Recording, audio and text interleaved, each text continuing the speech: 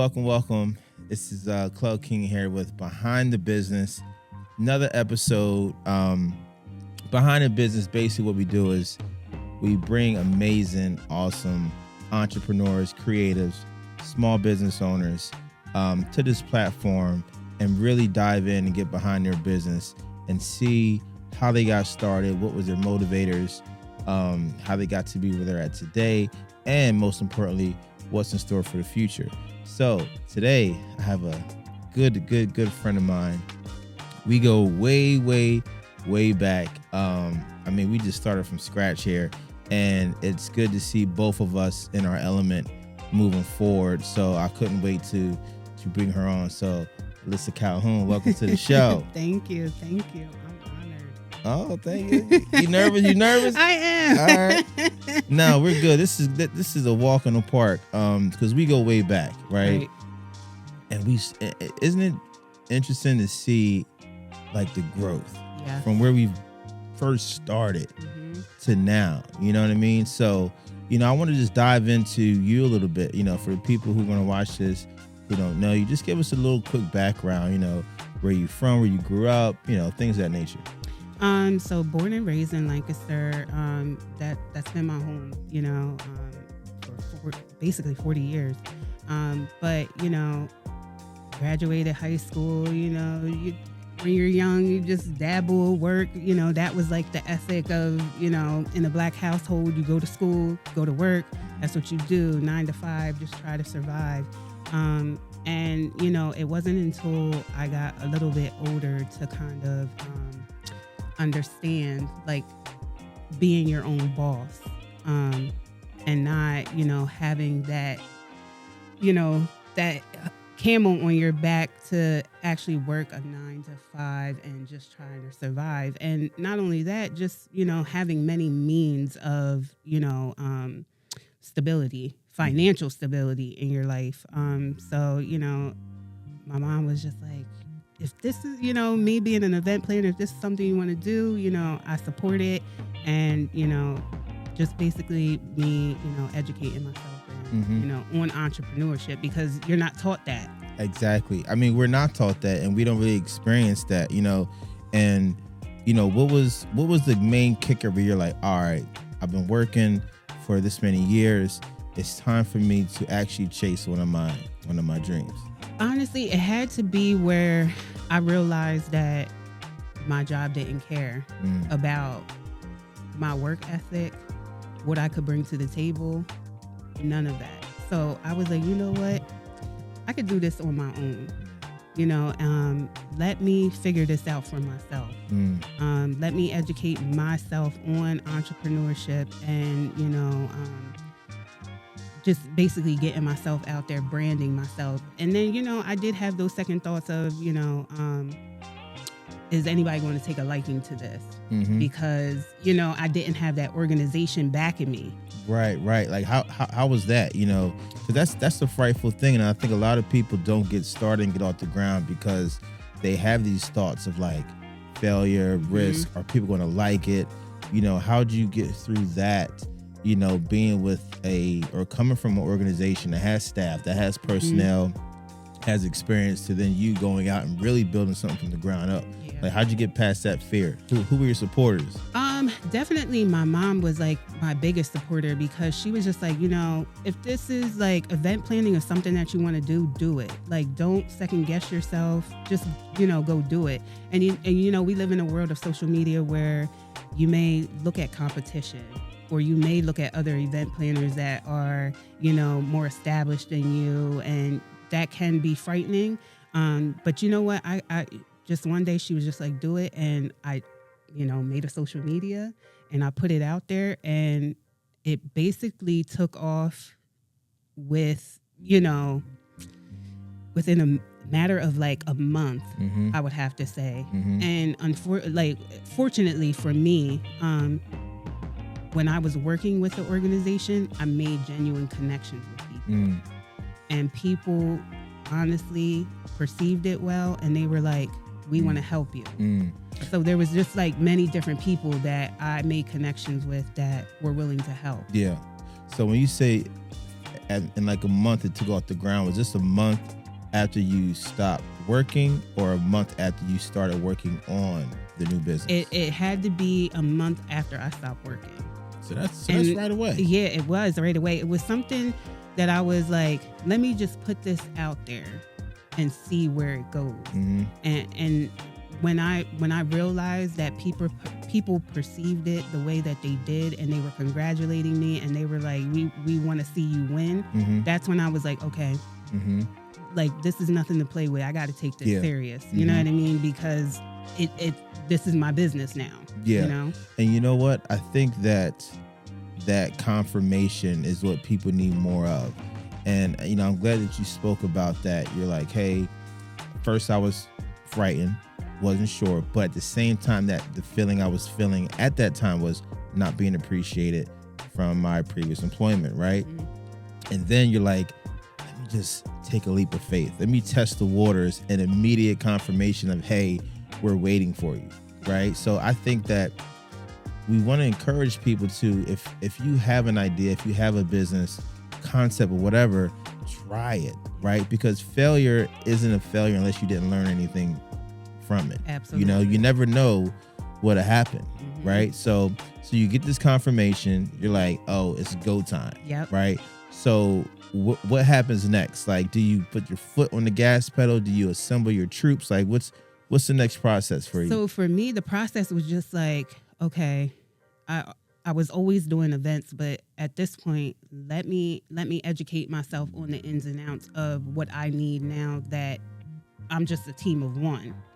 And that, you know, you gotta, you know, research licensing, you gotta research insurance, you gotta research how you're wanting to be paid, you know, because there's different scales of, you know, different events that you do, you need to be paid for. So it was just basically, I took that time as I was promoting myself, but educating myself as well. Because it was just like, you know, as a Black woman, like I want to be represented in the best light, but then I don't want to underestimate myself either with, okay, am I lowballing myself because I don't have a team behind me?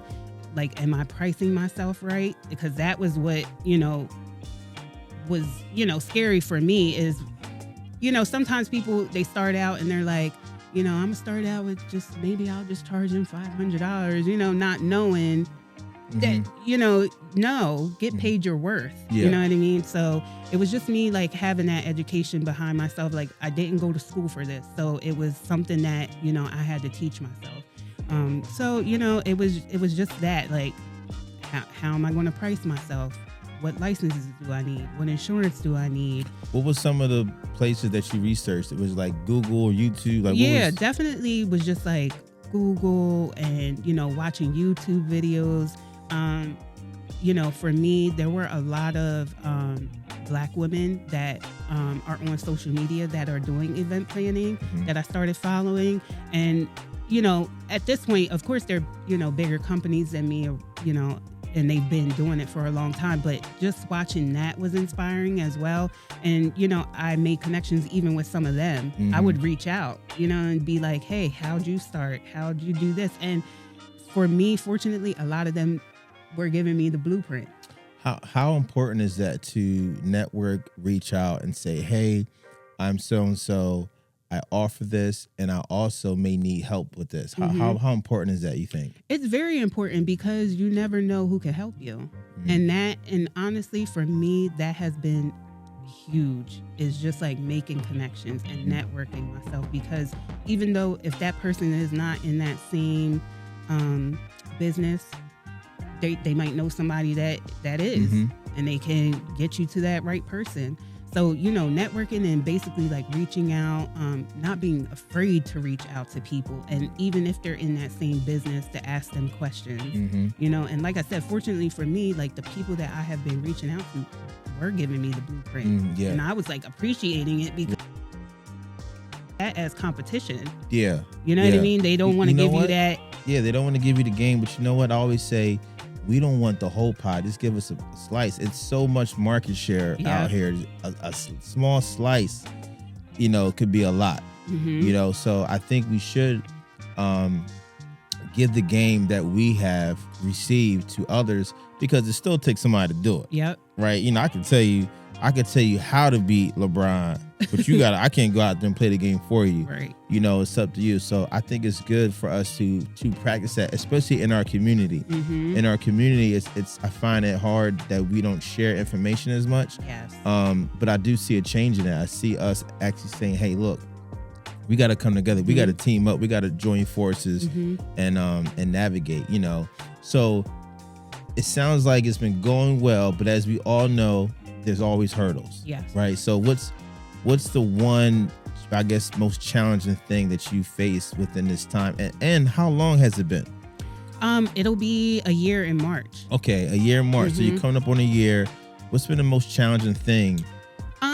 Most challenging for me is basically not having a team.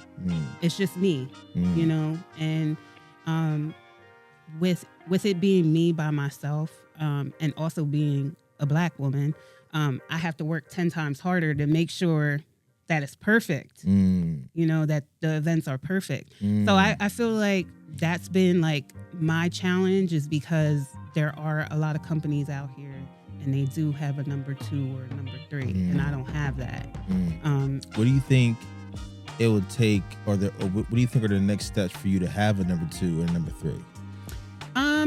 I believe just like building my portfolio a little bit more, you know, since I am just starting out, I'm trying to learn the ins and outs still. I'm very aware of, like, you know, the business and what's going on, but, you know, there might be something that I'm still lacking that I need to, you know, educate myself on before I bring that person on, because I just don't want to, you know, string somebody along. Okay, I get what you're saying. You know, because you'll be responsible for somebody. Right. They're going to be coming in and helping you out. You'll be basically their leadership. I know what that feels like. So I think that's a good answer. I think that's a good way to look at it. Also, it's like, hey, let me make sure I'm ready to go before I bring troops with me, because I want to take us somewhere. Right. Yeah. Okay. What else? You know, was it at any time did you feel like you maybe made a mistake and maybe was like, damn, should I have kept the job? Even if it was for like a minute. Did you feel that? And if you did, how'd you shake yourself out of that feeling for not going back? You know what? I would have to say when I did feel like that when, you know, I went and I was like, let me try to have my own event. You know what I mean? And financial wise, it took a toll on me. And, you know, where with me, I didn't apply for business loans. I didn't do anything. That was all out of pocket. Listen. Well, out of right and left. Listen, I got an Amex card that's about maxed out. Yeah. You know, so it's just me, you know, by myself. So that was challenging for me. And it was just like, I did after a while, I was like, you know what, I should have, you know, stayed at this 9 to 5. Maybe, you know, that little check would have helped me out. You know what I mean? But I you know, and then my mom kind of reassured me, like, no, it'll all work out. You know what I mean? Like, you that was can't a test. That was a test. That's what she said. It's a test. Like, you can't feel that way, because then, you know, then you start to go backwards. Yeah, it's easy to retreat. Right. It's easy to retreat. And I tell somebody, if you quit, you'll never win. Right. You'll never be a winner if you're quitting at something. And again, you know, you can learn something in everything.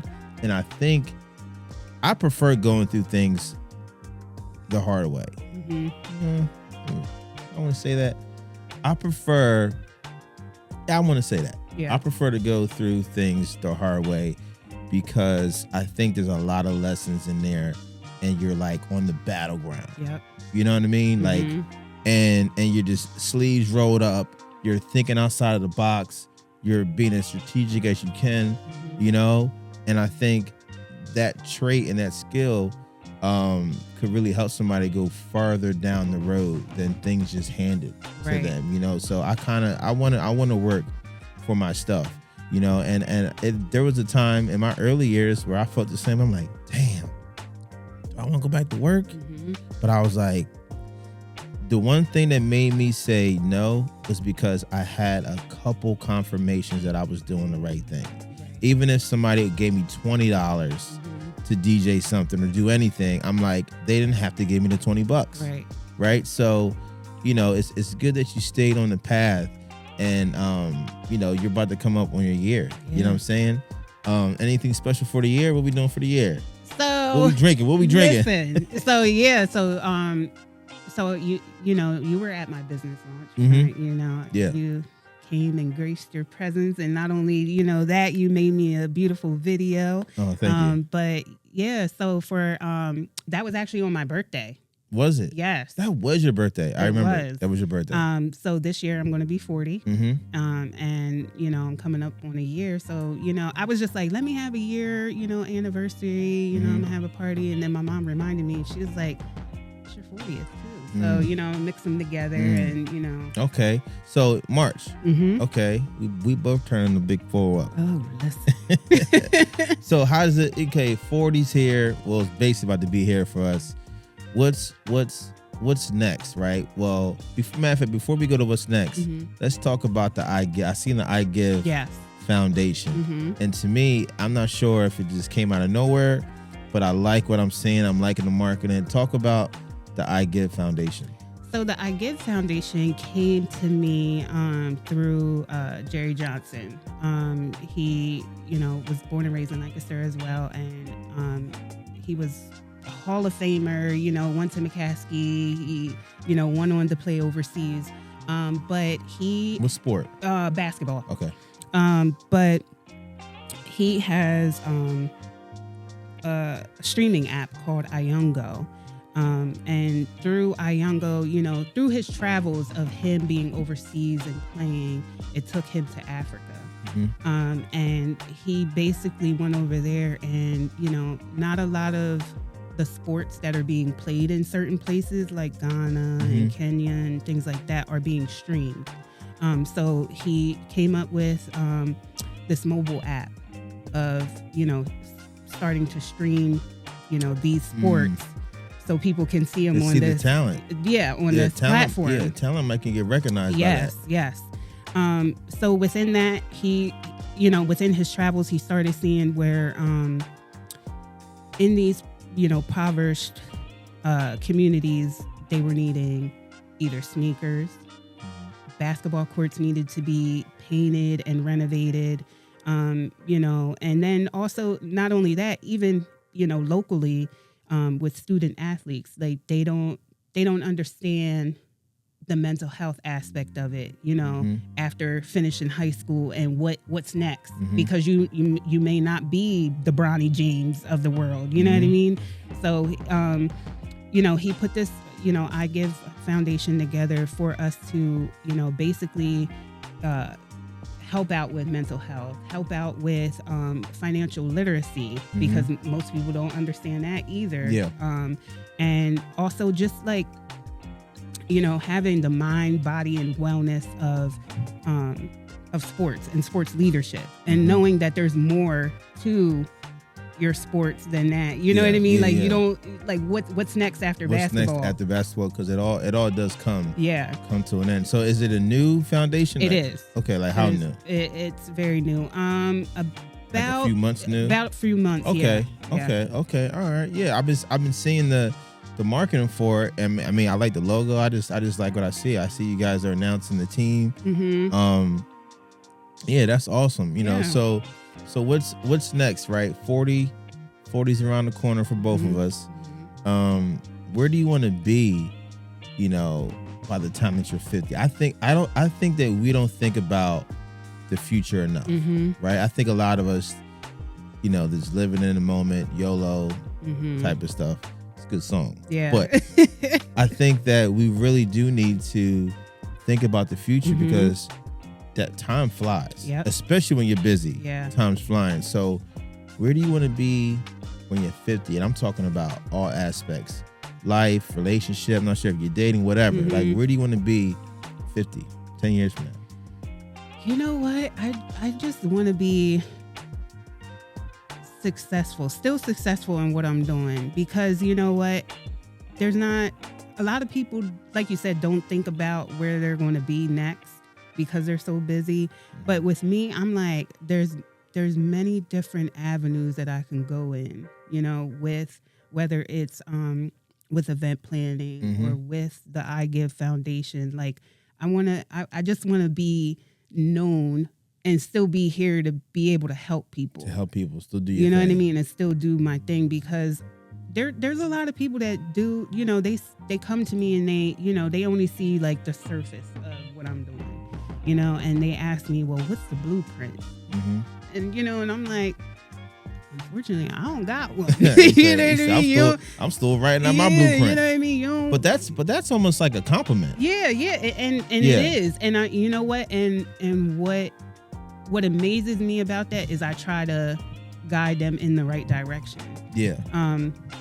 Because not everybody has that ability to, strategically like place themselves in, networking events or be, invited to certain, things. So I try to, help people in that aspect of it. So, I do want to, beyond the event planning and beyond I Give, I do want to be able to like consult with people and guide them through their business on how to network and get to where they need to get to. So you mentioned mental health, the I Give Foundation is based around that. How I know it's important, but where do you think mental health plays in people's success or not success today? Because we see a lot of crazy stuff happening right here, right? Do you think people should put their mental health before their goals? Where do you think it should be placed to survive a life of a successful business? Yeah. You know what?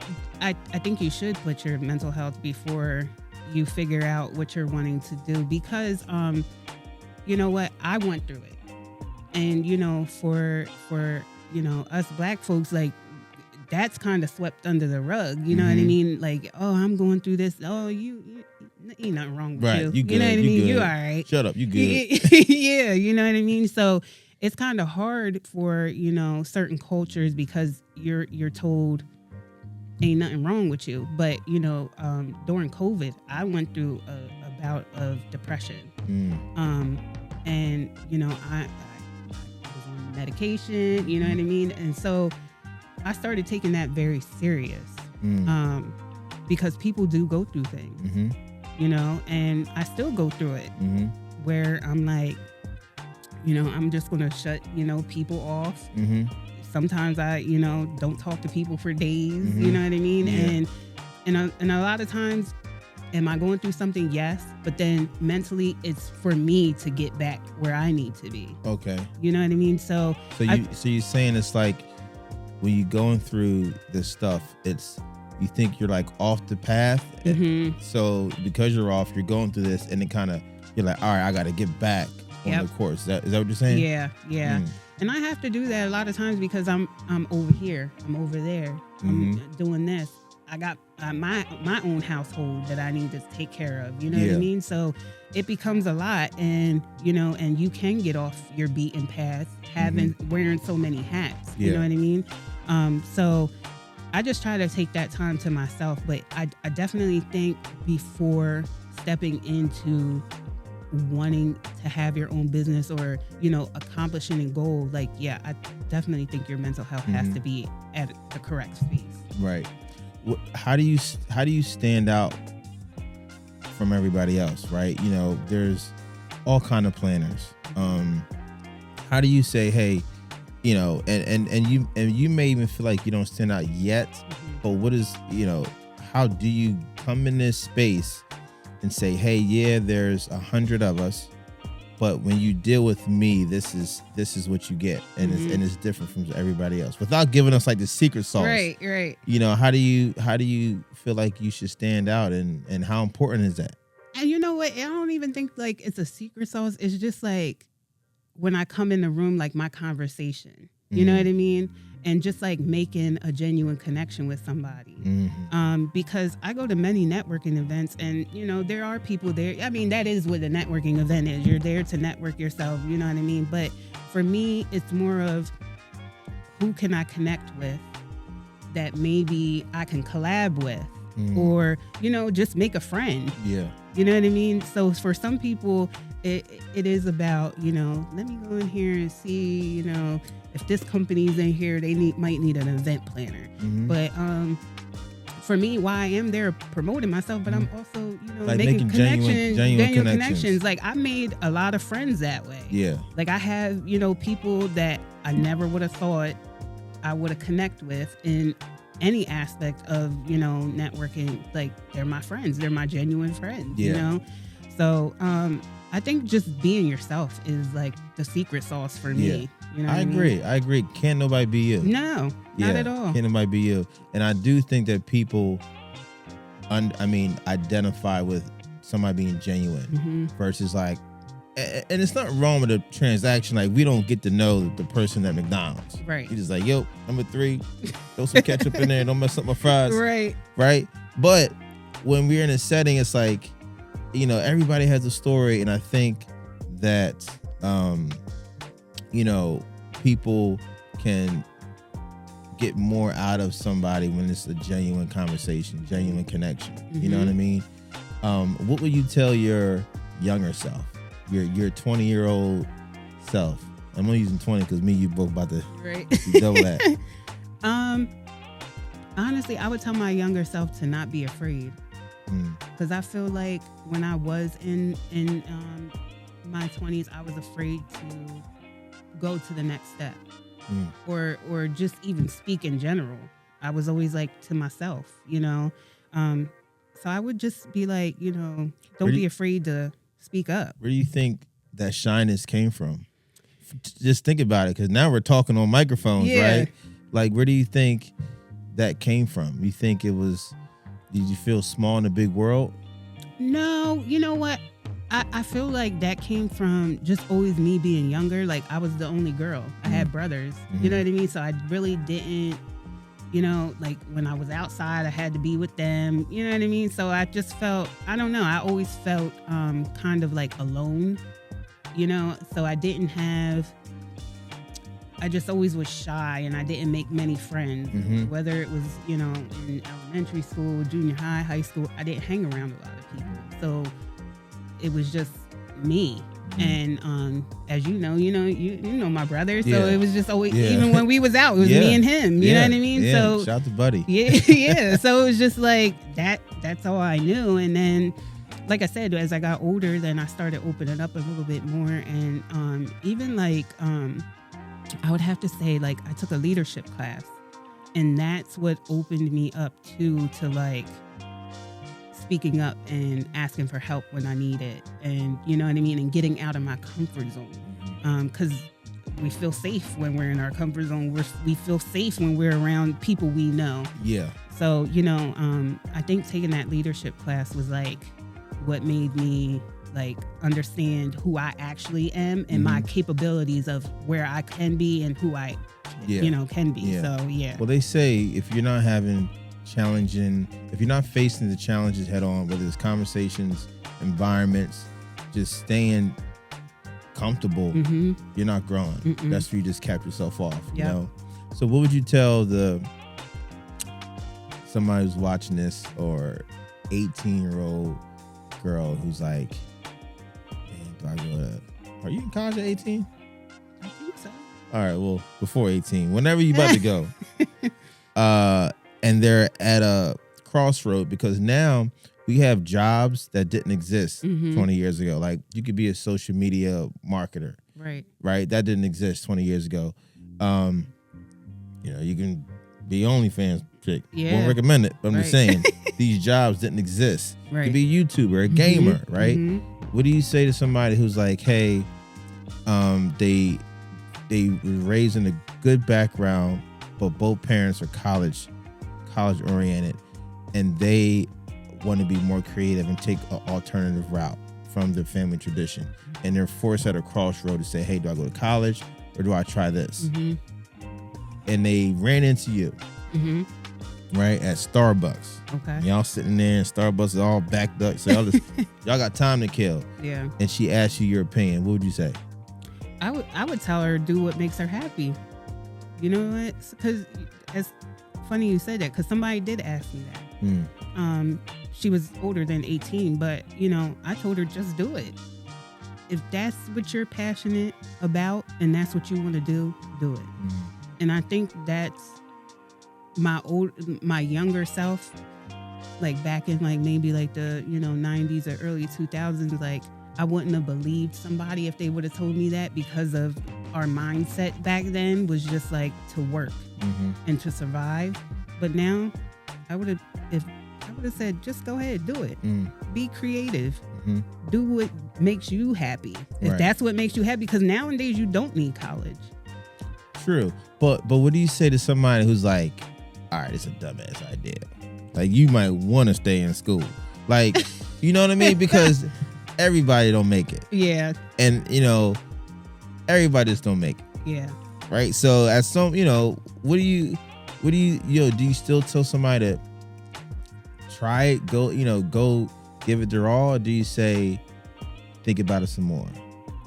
Yeah, definitely. I mean, if they don't have it strategically planned out, I'm going to say, yeah, maybe you should sit back and, figure that out, write it down. Like, I'm big on like writing everything down. So definitely, like, if you strategically don't have it planned out and you're looking at the next person and you see that it worked for them, what works for them ain't going to work for you. So you need to figure that out before you jump into it, But yeah, I mean, honestly, I would tell everybody to just try. Try at least once. Just try. You know what I mean? Once. Because, I mean, you never know. You never know. All it can do is either it doesn't work out for you or it does. Yeah. You know what I mean? All right. Well, this was a good one. This was a good one. Is there anything else that you want to maybe just tap in, a question you want to ask or information you want to put out there? Yeah, I mean, it's just been a journey. I want people to, continue to like support a Calhoun event, because I'm really, I'm new, but, I'm out here. I just want, my business to strive and grow and be successful. Along with the I Give Foundation, that's fairly new, but, being the director of community engagement, I'm wanting to, get out in the community and help my community in whatever way that I can. We are doing a sports forum this Thursday. And, we have great panelists for that sports forum. So we'll be talking about health and wellness, sports leadership. We also have the president of Basketball Federation of Ghana. He's here, Mr. Otto Van S. That's the guy you posted a picture with? Yeah, okay, yeah. So, he's here, and we just want to, not only make a local impact, but global as well. So, we're just here right now and trying to figure that out. Yeah. All right. Well, listen, A Calhoun Events. Are we just Lancaster based, or you go wherever the money going? Listen, I'm Lancaster based right now, but I'm trying to make them connections. Yeah. Listen, I just made a connection with Amber in Coatesville. Amber Little. Yeah. Amber Little. Amber Little. I mean, I just think this whole Central PA, I guess you can count coastal area that we could benefit, because Lord knows I've been up and down this highway all around, know. And Coastal, the city of Coastal actually is a client of ours, so we do some stuff down there. But yeah, let's keep it going. Yep. Let's keep rocking. Melissa Calhoun, thank you for coming on. We got to bring you back. We got to bring Buddy back. You know what I'm saying? We got to just keep doing this, man.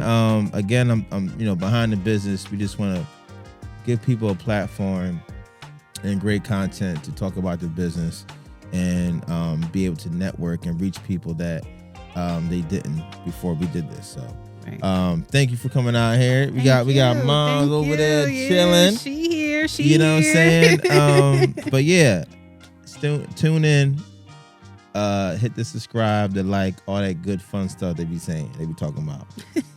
We out of here. Thank you. Bye.